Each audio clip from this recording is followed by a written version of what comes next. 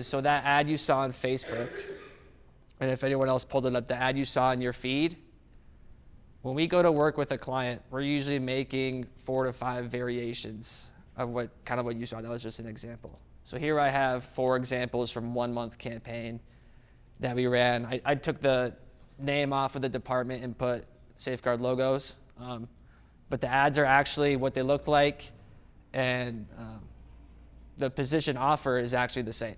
All that's changed is the logos and the location. So what we do is we make 4 to 5 variations, and we're gonna test, and we're tracking the data to see what performs the best. Based off of those performance metrics, we have our monthly budget. We're gonna start allocating the money in that budget towards the ad that's generating the most candidates.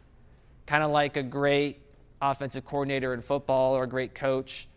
If you find a play that works, and it works time and time again, you run it until the defense makes you stop. So that's kind of our philosophy when we're running ads. So now, before I show you the results, does anybody want to take a stab at which ad of these 4 generated the most candidates in 1 month? So ad number 4, okay? We got to vote for 4, vote for 1. Why did you think number 1? Okay. Why did you think number 4? Just because you have the signing bonus at the top, right below that, you both frankly still have the starting pay and then the position. Okay, you were both wrong. It was ad number 2. 78 leads or candidates in the month. We dedicated 73% of the budget to just running this ad.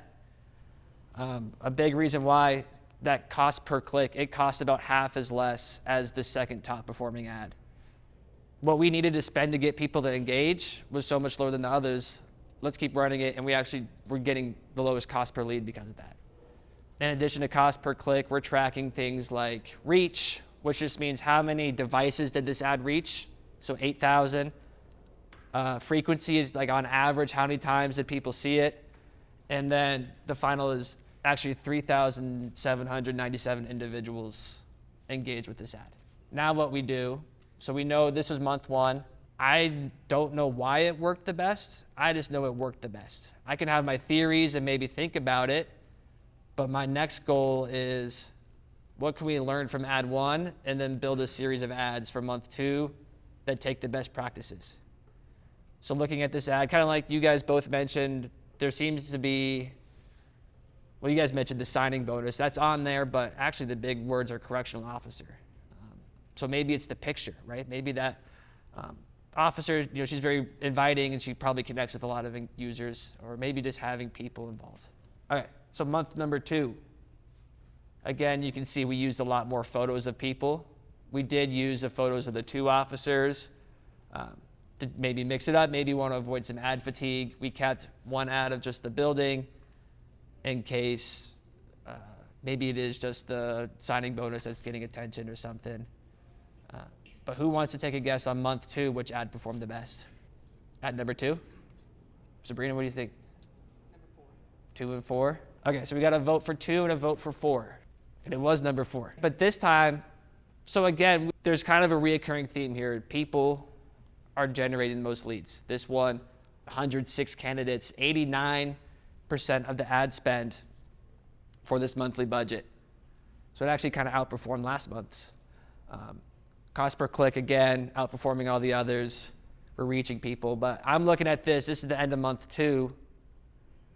Kind of like you mentioned earlier, right? The 5,000, now that's the main call to action. It's no longer correctional officers. So I don't know exactly what that means, but I know there's something there. But actually what's interesting is month 1, if you remember, the font that said correctional officers was big and red. There's in the upper left. Here you have this kind of red button that says apply now, upper left. So maybe that, it honestly could be as simple as that, right? All right, month 3. Red on 3 of them. There's something with that color. We kind of brought back the format from month 1. We've used this photo now of this individual officer twice. It's interesting. We get a lot of clients that say, we see contracts. Fly here and take a bunch of photographs. And it costs crazy money when we bid it. We'll do it. But we're kind of like, well, what photos do you have? I don't think this is as complicated as you think. Everybody in this room probably has photos right now that can be very effective in ads. without spending that money. And if you don't spend the 50 grand, actually we've seen a lot higher than that for photos. If you don't spend the 50 grand on doing that, the 50 grand you could throw at what? Get more candidates with the photos you already have. Right. We don't want your money for that. We want to get you candidates. Trust me, everyone else wants your money for that. But we'd rather get you candidates than just nicer pictures.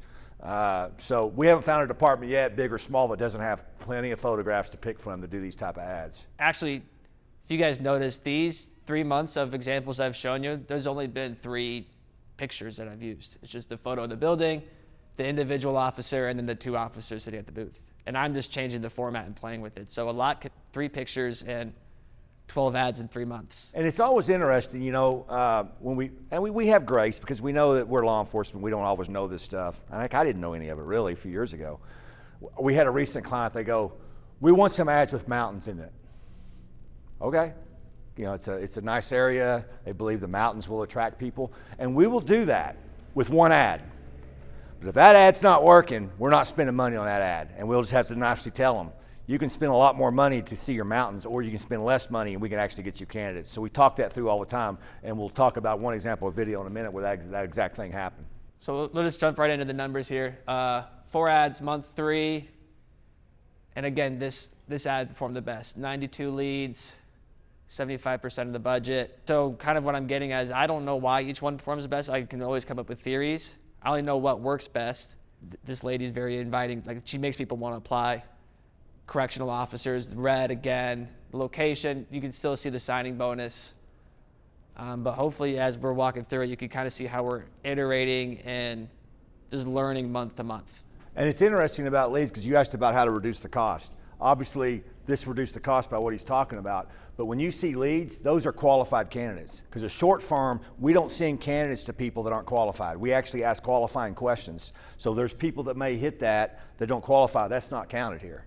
And so those are actual legitimate people that meet the minimum qualifications that say, yes, I'm interested in working for you. And they're getting a much less cost per that because of what Jake does on a day-by-day basis, making to see what works and what doesn't work. The other thing we do that, with our contract clients is we do what's called audience rentals. I don't know if you're familiar with it, but so a large law enforcement company that has a few million people on social media as followers, we can actually target those people that already are interested in law enforcement versus the mass audience, right? So we work with Law Officer Magazine. It's got about 1 million people on social media, and we can go in and we can go target this ad to those people that also follow law officer, right? Because we know automatically we're going to reduce our costs because they already have an interest in law enforcement versus this general field. Now I got another scenario for you all. This is actually from a campaign we ran for Philadelphia Police Department. This time we had 5 ads, but we also had a recruiting video that was put together. And so we wanted to test. Travis and Doug have said their piece on videos. I'm the guy behind the ads. I was like, maybe let's actually see what the numbers are if we run a video ad up against our just normal graphics. So this second ad, 796 leads. And what's interesting about this campaign, that only got 54% of the budget. So you can see there's 54%, 23, right? It's a little bit more spread out, but check out the video. Of the, over 1,000 candidates we sent to this department in a month, 17 came from the video. And actually, as we're measuring engagement, it was only warranted about 1.5% of the budget. And this is really, this data and running these campaigns is what's driven us to say, let's not think of long form content, high-end production value, videos, like that's not vital to candidate generation, but let's take some of that stuff and actually use it and help speak to the candidates that we know are interested, right? Maybe that'll get people more engaged. But as far as lead generation, it's not very effective in the campaigns that we've ran. Final one, 5 ads, Chesterfield County, because it was the far right top. However, look at this campaign. Top performing ad only got 28%. This bottom right, 24, 23. So we had 4 solid ads, and we might have been dealing with a little ad fatigue. Maybe people had seen it enough, but we were able to put out a diverse enough set of ads that we actually had 4 performing strongly versus the first example where we had like 1 clear winner. if you notice on this campaign, we're trying to use as many different people because we can't target based off of any type of demographic. So we want to use officers that represent as many demographics as possible. So when somebody comes across our ad, our chances are high that they're going to look at that ad and see themselves in the officer that's in that ad.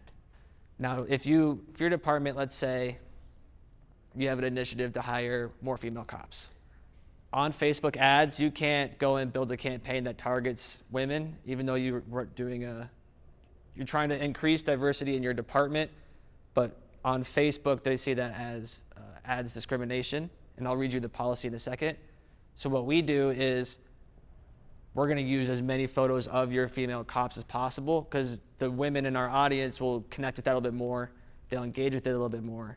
It's not perfectly targeting them, but you think of your target candidate and let's use the images that represent that. Or in this case, we wanted everybody. This top ad has the most people in it. And this one's probably top performer because more people saw themselves in that ad than the other ones.